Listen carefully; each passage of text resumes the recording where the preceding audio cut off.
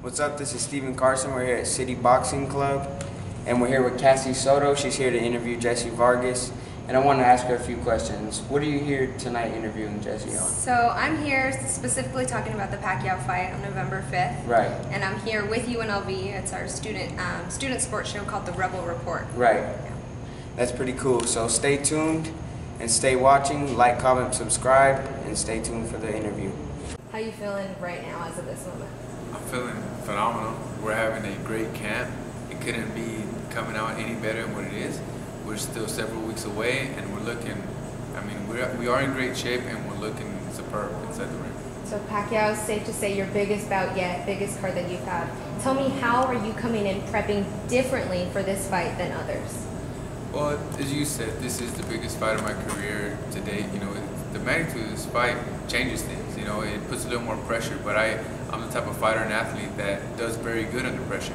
You know, I rise to the occasion, and that's exactly what we're doing. That's probably why. I mean, it's not just me. You know, I rely a lot on my team, on my trainer, Dewey Cooper, David Hayes, Rafael Garcia, my father, and everyone is making sure to take care of the area and making sure that I feel comfortable and that we're continuing to increase the workload and also perform at the highest level, and that's exactly what we're doing. And I want to touch base on that a little bit. As a kid growing up, what was like the pivotal moment in your life? Maybe a boxer you saw, a specific fight you saw that said, you know what, I'm gonna do that one day, and I'm gonna be in the City of Lights.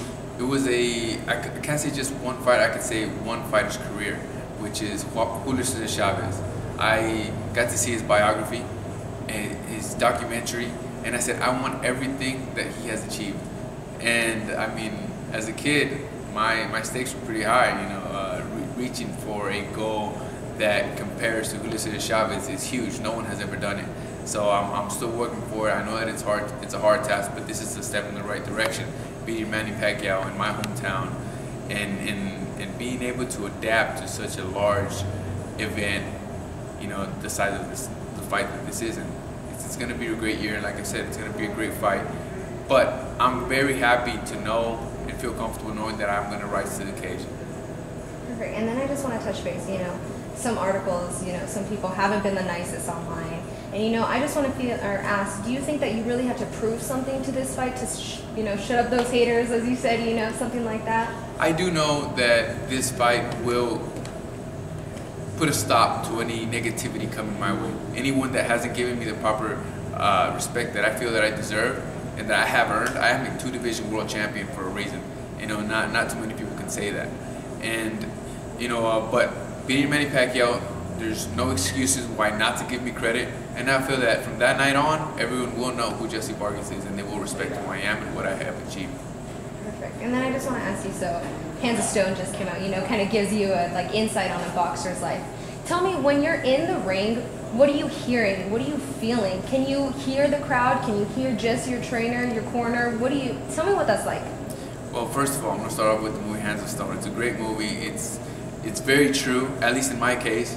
You know, I know that right after a fight, I used to want to make sure that I had all the ice cream in the world, and my friends would laugh at me. Now I try to keep it to a minimum, just because, you know, dairy products will affect you in the long run. But anyways, it's very true, the scenes, the story behind the Hands of Stone movie. But inside that ring, what you see is you just see you and your opponent. Every now and then you hear a voice or two stand out of the hundreds and thousands of voices that are around the entire stadium.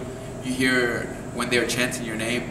You know, mostly though, for some reason, maybe because I'm so familiar with my trainer's voice, I can hear that. You know, out of everything, I hear my trainer's voice mostly more than any other. Every now and then you hear a voice or two that's just randomly, stands out. But mostly my trainer, I'd say, because I identified it for so long.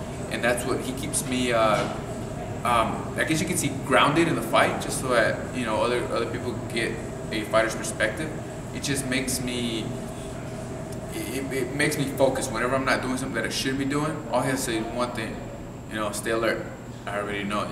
It's look for something new, have fun, stay mentally engaged. Because sometimes as a fighter, I see it as a game. A lot of people don't know it. You know, they won't accept it either. It's tough.